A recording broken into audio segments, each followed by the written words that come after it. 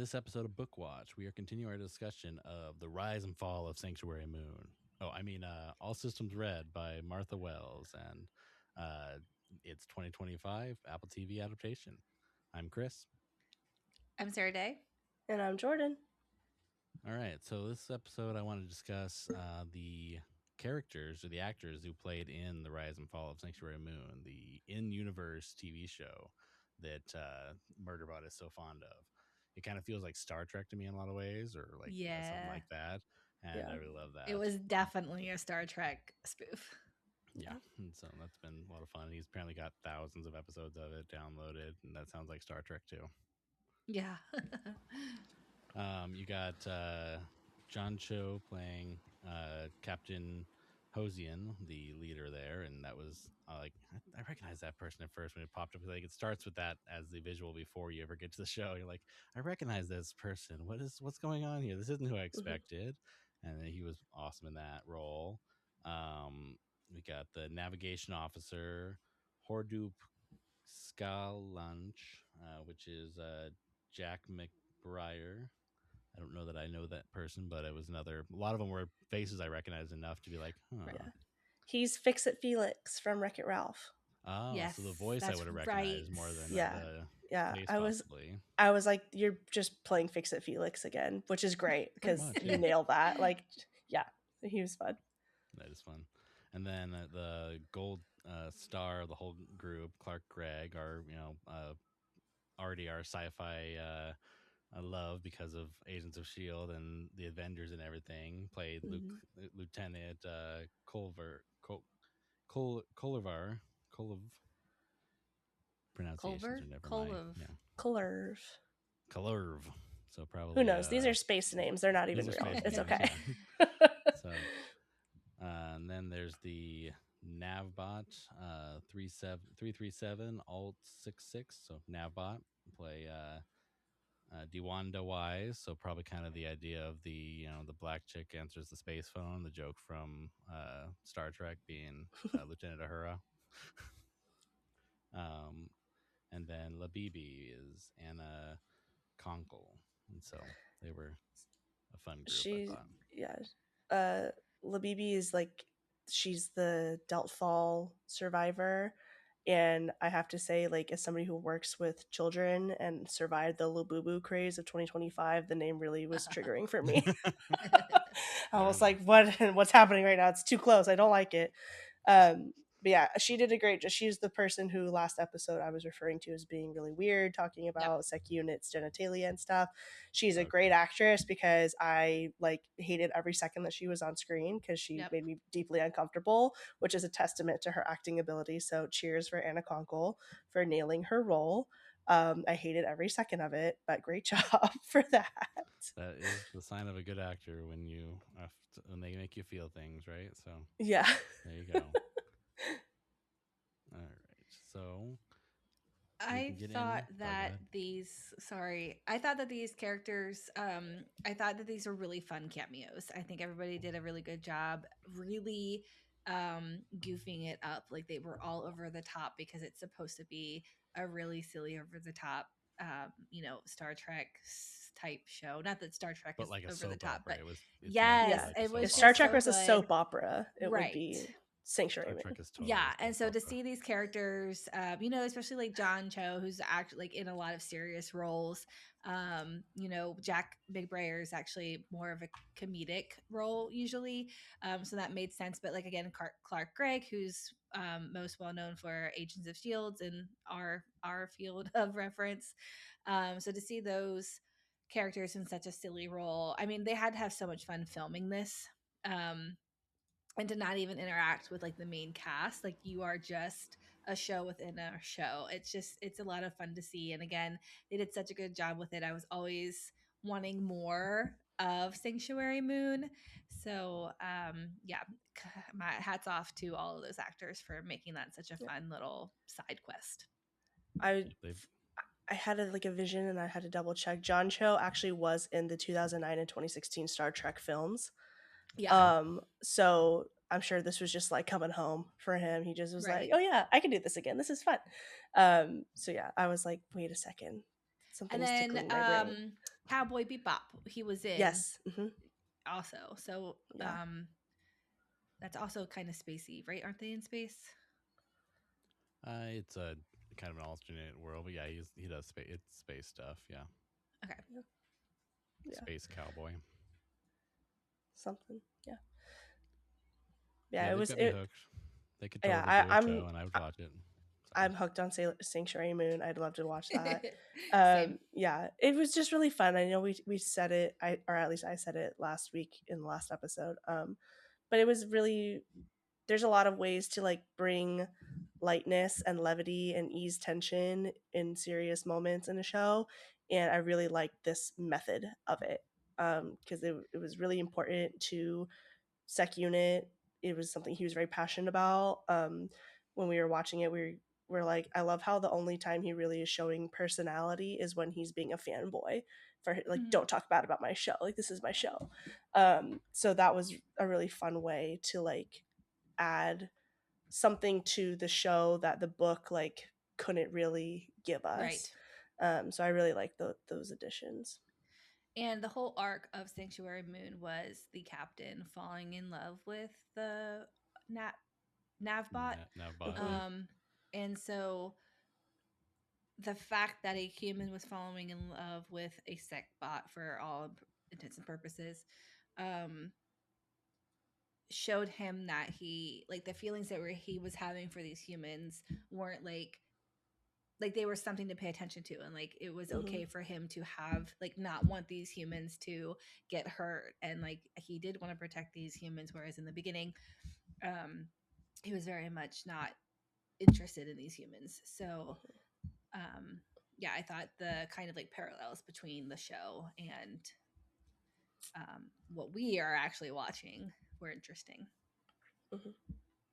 It helped. It's been like it's kind of like people watching TV to learn a language and things like that a little bit. It's like he's learning emotions from his soap operas. He's learning to be human more so, and so that was fun.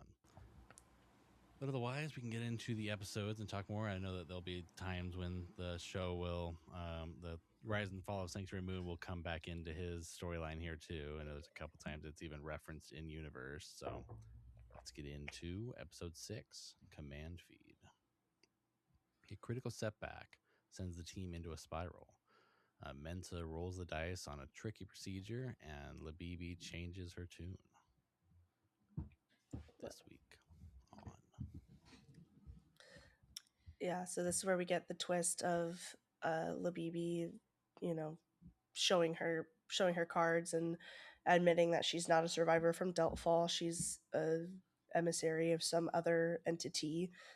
So while she's, pulling her gun out and pointing it and shooting Garathan in the leg and like holding the team hostage, Mensa and Sec Unit are out on the Hopper, which is like their little, it's like a helicopter chopper transport thing. And they're discussing like, well, why would Deltfall be attacked? And so they're kind of coming to the conclusion that there's a third party on this planet, that is causing all of these problems at the same time that that third party is revealing itself to the team back at home in the habitat. So I love that like dramatic irony of everybody kind of figuring things out at the same time in different ways. And I really loved, it felt a lot like the scene in Indiana Jones when the guy's like twirling the sword and Indy's just like, dude, get out of my face, and he shoots him. Where he comes in and she's like, I'll shoot him if you move, like she's trying to negotiate, and MurderBot, she's like, I don't want to hear from you anymore, you're done, get out. And blows her head off.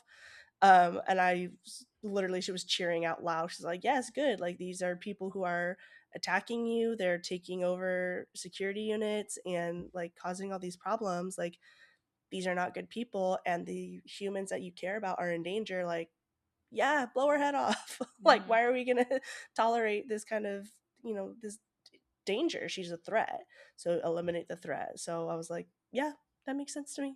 Especially, and again, especially a robot with that very black and white thinking, where there's no morality of this is a human life, and like, you know, that kind of feeling that, you know, that any of us would have, where we see the humans having that feeling of like that she was a person, we shouldn't have killed her. He's like, nope, there was a threat, my job is to protect these humans, and she was threatening them, so she must be eliminated. So I appreciated that like directness from him. And I don't know if we mentioned it in the last episode, but he's called a sec unit because he's a security bot. Like he's there for security. That he calls himself MurderBot. And so the fact that like not only does he care about these humans, but his job is to protect this team of humans, but with the additional emotion that's there that he's starting to care for these people, his biological, or not biological, but his programming is still to protect them. So like she literally has a gun to this guy's head. His response is to just blow hers off. Yep, you can't negotiate with a robot.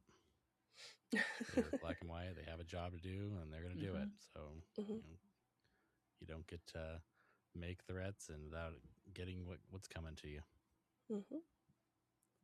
Yeah, it was a fun little. I mean, it definitely was like, oh my goodness, what is happening right now? What you know, with the way the crew was responding and everything, it definitely was like, oh, I did not expect that to be the way this goes. I thought he'd have to spend some more time thinking about this, but nope. No reason to think about it. It's a computer response. Yep. So, and that was the majority of this episode was dealing with that and all that, the fallout emotionally that comes from that for the crew. Then in episode 7 is complementary species. MurderBot deals with fallout and with fallout and detects a critical threat. In hopes of evading danger, the team heads to a new locale full of surprises. Yeah, so like we said, everybody's now on the same page that there's a third party on the planet out to destroy them for some reason. And so they're like, we got to get out of here. Like, we got to find somewhere safe to kind of hide out and wait for the company to come back and save us / figure out another plan to save ourselves. So they load up and they go and hide out in the woods, and they think they're being attacked again by one of the monsters that, you know, came after BookWatch in the very first episode. But actually the monster is doing a mating ritual right on top of their transport, which is, some of them are horrified and some of them are like, whoa, nature, it's so cool and beautiful and magical. I was more on the like, oh my god, like slightly grossed out side. But then they are discovered by the third party, and they send a high level security unit from their team to come out, and then there's a fight, and the humans keep getting in the way of MurderBot when he's trying to protect them, and they're like trying to throw rocks at the bad robot and it hitting him in the head, and he's like, can you guys like stop please, like you're doing more harm than good at this point. And then they're like, we have to go back because Dr. Garathan, who was shot by Labibi in the last episode, his wound is getting infected. He needs the med bay. So they have to go back, and then they check the security footage, and the third party team has gone to their habitat, and they're like, okay, you know, we're here, you know, let's try to negotiate. And so there doesn't have to be any more violence. Come meet us here so we can talk things out, basically. And all of that, the animals mating and laying egg sacs didn't happen in the book, but them being attacked and then going and agreeing to go out and meet this third party and to try to negotiate did happen. So a little balance of 50-50, things that happened, things that didn't happen in the book.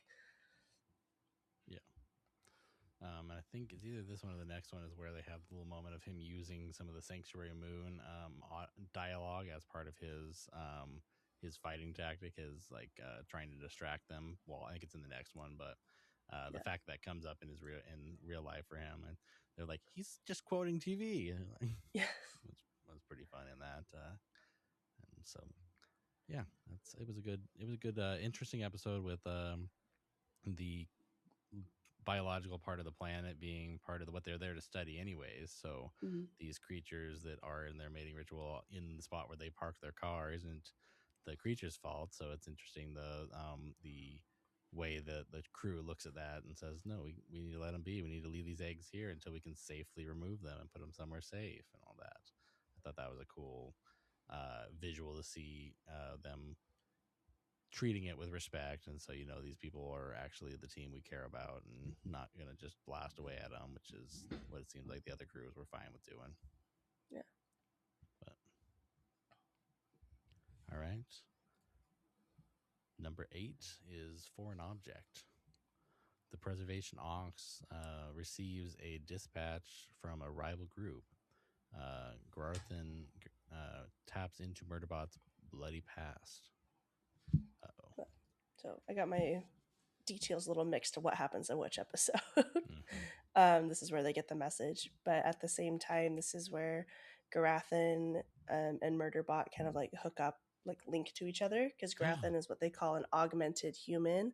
So he has like a input port where he can like download data and like connect to like they call it the hub system and the security feeds, like all of that kind of stuff that sec unit has access to.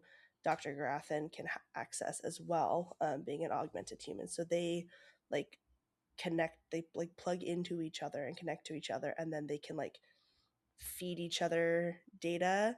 And so that's a really interesting scene where like MurderBot like exposes personal private details about Garthan from his brain, and then Garthan exposes that MurderBot calls himself MurderBot, and that he has a violent past of harming previous clients. So then the team has to like figure out how to deal with that and what's next for them as a team, because the whole time they've been debating, can we trust this sec unit or not? Is he trying to protect us? Is he trying to sabotage us? And I think this is the episode where they figure out, or where Dr. Garthan exposes the fact that the governor module has been hacked. And so the whole time MurderBot has not been under the control of his programming, and he's been able to make his own decisions and choose how to act. He hasn't had to keep them safe, and he's been choosing to keep them safe. But he still like could choose to harm them at any point. And so the team of humans has to kind of wrestle with like, can we trust him or not? And are we safe with him or not? And what to do next. Which is basically just human nature. I mean, any one of us could be the violent one that isn't actually controlled by anybody in our other than our own mind. So that makes him more human than anything else in the show, almost. Yeah, a little bit. Yeah, but I really liked how a lot of that and a lot of the lines that came in that scene were pulled directly from the book. And then I liked the little bit that they added of like Garthan like having feelings for Mensa, and like, because that, I believe that was different from the book. Yeah, or I don't think like there an were added any detail. like relationships in the book. Yeah, it's from MurderBot's perspective, and he doesn't care about that stuff. So we really care about that stuff. Right. So yeah, so the fact that Garthan has these feelings for Dr. Mensa, and then we learn his backstory, and I'm like, oh, of course he is in love with her. Like, she, saved his life in a lot of ways, because he talks about how previously he was purposely addicted to drugs by the company, the corporate entity. And he was, in a dark place, and he was considering, self-harm and like a permanent end to himself. And Dr. Mensa convinced him basically to not do that. And his life is better. He's alive, and his life is better now for it. So all of that we find out, I think, a little bit later. And I think the beginning of the next episode, we get like a flashback scene of that. But the fact that he loves her and he's like keeping it a secret, and MurderBot like kind of exposes him, it makes it like when he exposes MurderBot, it kind of makes sense that he's like, well, you exposed my secret, so now I'm going to expose yours at the same time. Definitely. It definitely shows the emotional side that Garth has versus what a robot would have, even though they both are reacting similarly. It's definitely it has a level of parallel there of human versus robot. Yeah, for sure. All right. Episode 9 is All Systems Red. MurderBot calls the shots at a critical rendezvous. Garathan and Pin Lee piece together a plan, and Meza makes her own move. Yeah, this is another section that's pretty spot on with the book. The plan that they come up with to go and negotiate with this third party, who they discover that their name is Grey Chris. It's just another like company who's on the planet trying to do research or take the alien remnants. And so they agree to go and meet. And Sec Unit has this plan based on an episode of Sailor Moon. Or not Sailor Moon. I've been so good the whole time. Sanctuary Moon, based on an episode of Sanctuary Moon, to trick them to send off the emergency beacon to get help from the company to come and pick them up, while also like destroying all of the Grey Chris people at the same time and keeping his team safe. So there's all these different moving parts where Sec Unit goes, and Dr. Mensa's over here, and Garathan and Pinley are here, and then everybody else is back in the habitat. There's a lot of moving pieces and communications. And, long story short, it works. The plan works. There's some twists and turns. He doesn't tell the humans the full plan. Because he doesn't trust them to like just go with it. Like he needs them to just go with the plan, and that he knows they won't. So he was like, I just won't tell him. We'll just go with it. But it all works out. He saves Dr. Mensa's life. They save his. And that's kind of where the episode ends. Is he passes out. He thinks he's gonna die having saved Dr. Mensa's life, and then that's the end of the episode.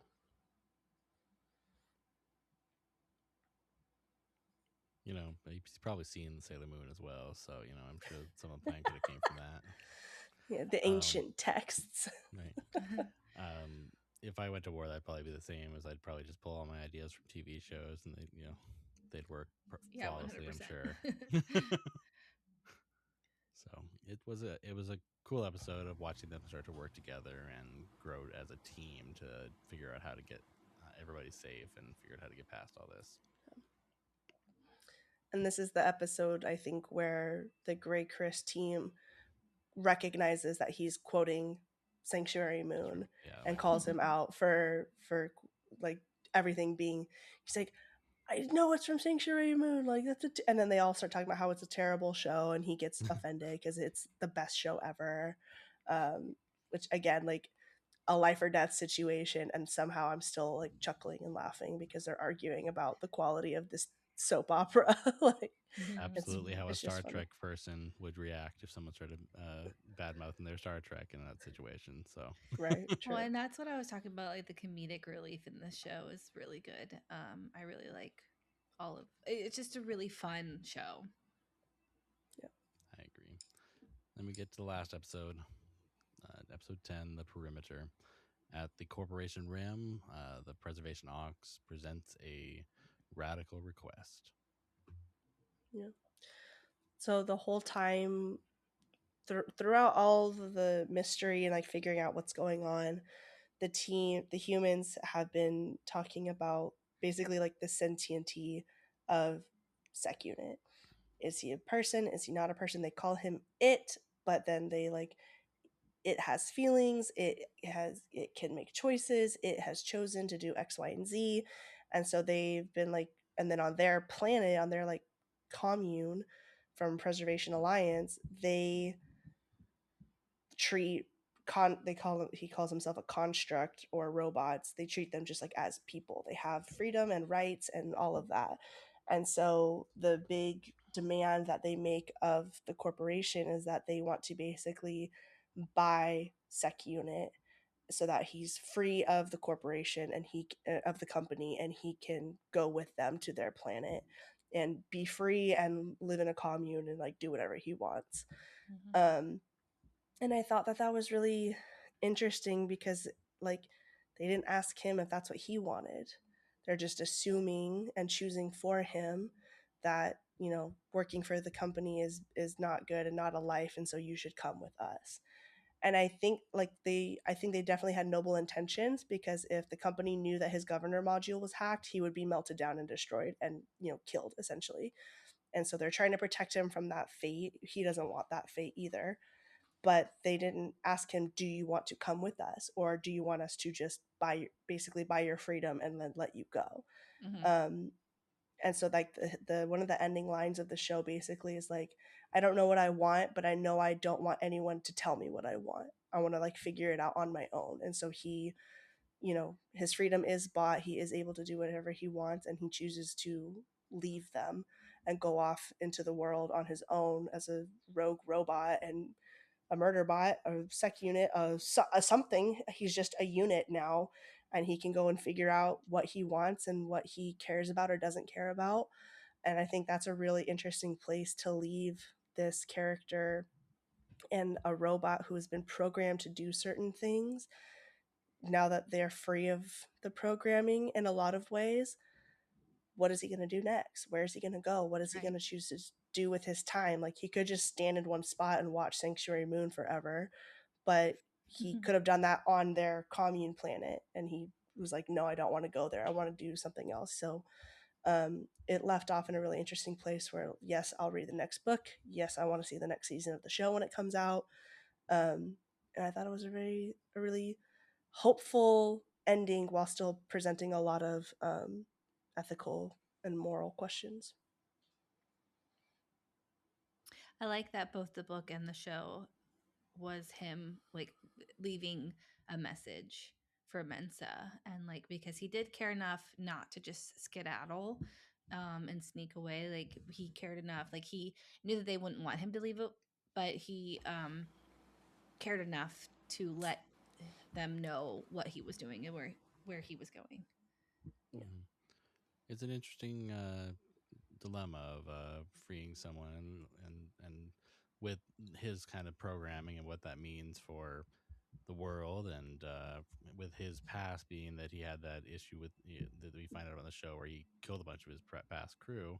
He's got demons as well that he doesn't remember all of, so that's a question he has to deal with in his own life too. So now that he's got the time to do that, he probably will pursue some of that, I assume, based off seeing this, and to just for his own peace of mind, he wants to know, who am I? In some ways, that's the storyline that all humans have at that point, even when we're figuring out who we want to be overall. I think there was more in this at the rim here of Garothan as well. He had a little bit of a more of his realization and coming to grips with what he is and what he wants to be, and with whether that's with I think, was it more of the Mesa relationship there, or was that more? I can't remember how that went, but I know he had some more stuff at the rim here. A lot of what happens in this episode isn't explained in the book, because the book is from MurderBot's point of view. So like the fact that he already in the show, in this episode, his like memory database has already been wiped, he's already been reprogrammed, governor module reinstalled, and he's sent back out to work as a security unit. And then the team decide to legally attack the company, and Garathan goes and meets an old contact to re-download all of that memory from this last trip that he was on, and give those memories and that freedom, that that hacked governor module, back to security unit after he'd already been wiped. All of that like may have happened in the book, but because it's MurderBot's POV, he just wakes up again, and all of a sudden he's like, what's going on? Where am I? And then they say, hey, you're free. We bought your contract. Like you can come home with us. Like everything is great. And then he's like, nope, I want to leave. Bye. Bye. But again, like I like this addition of all this background of seeing how much effort the humans went through to get him. Because like this, as much as our world is a corporate hellscape, this world is even more of a corporate hellscape, where you literally cannot do anything without the approval of the company. And so they are like, we're willing to, like, in a lot of ways, possibly risk their lives, their livelihood, the safety of their planet, to go after the company to get the security unit back online as he was and safe. And so I like that, like the being able to see that dedication and that kind of effort that all of them put in, even the ones who were like, I don't know if we can trust him. Like over the course of the events of the show and the book, he has proven himself that he didn't have to save any of their lives at any point, and he chose to over and over and over again. And so they, you know, he's part of the team, he's part of the family, and they want to do right by him and save him. So I liked getting all of that, like, background and getting to actually see that happen, as opposed to just being told that magically he got freed and he's fine. Yeah, it's a good story. And I think that ends it really well for leading us into another story and gives us a good conclusion to this story where he's free and figuring out what he wants to do next. One thing I liked that the show did not include, if I'm remembering correctly, is that in the book he got onto the like ship because the ship's bot also like or was like interested in Sanctuary Moon or something. They like included he was that like, in I the have show. all of these like episodes that the ship could watch. They included that in the Life show. on? Okay. Yeah. Okay, good. See, Yeah, because Yeah. that in was the just a second fun little season, nod. or in the second book, that ship becomes one of the bigger characters. That's the character. One of my favorite characters is Oh, Ship. okay. So Fun. That's fun. yeah, he's got a name for him and everything, but it's See, art or something. Yeah, is what they call that's the an ship. interesting moral dilemma as well, because like it has sentience or it can absorb media and say that it likes or doesn't like media, but it's a ship. Mhm. Does the ship consent to carrying and transporting people? And like, oh, that's gonna hurt my brain. We'll get there when we get there. Yeah, well, I'm excited to like dive into the next book because it was really interesting. It is a really quick, short read. So I'm interested to see if this show will continue to stick so closely to the books or if it's gonna kind of like diverge at all. Yeah, I'd be curious how it goes. Like when I read the first book, I literally had to go through and read the second one right afterwards because I do love that second one so Where's much. he So I'm going? excited for you Gotta guys know. to read it. Yeah. Yeah. So it'll be good. All right. Well, that's all for this week. Thanks for joining us, and we'll see you next week on BookWatch. Bye. Bye. That's a wrap for today's episode of BookWatch. I hope you enjoyed this journey into the world of page-to-screen adaptations. If you loved today's episode, don't forget to subscribe, review wherever you listen to podcasts, and share it with your fellow book and movie lovers. If you'd prefer to watch along, you can check the show out on YouTube. You can follow the show on Instagram at BookWatch Podcast, and you can follow me, Sarah-Daye, on Instagram at captain.mcdee. That's MCDEE. You can also join the conversation in the BookWatch Lounge on Facebook at www.facebook.com/groups/BookWatchLounge. If you would like to support the podcast, you can join the Patreon at www.patreon.com/BookWatchPodcast. Tiers start at only $4 a month, and I'd love to have you over there. If you have a favorite adaptation you'd like to cover with me, I'd love for you to apply to be on the show with the contact form on our website at www.bookwatchpodcast.com. Until next time, keep reading, keep watching, and I'll see you next week.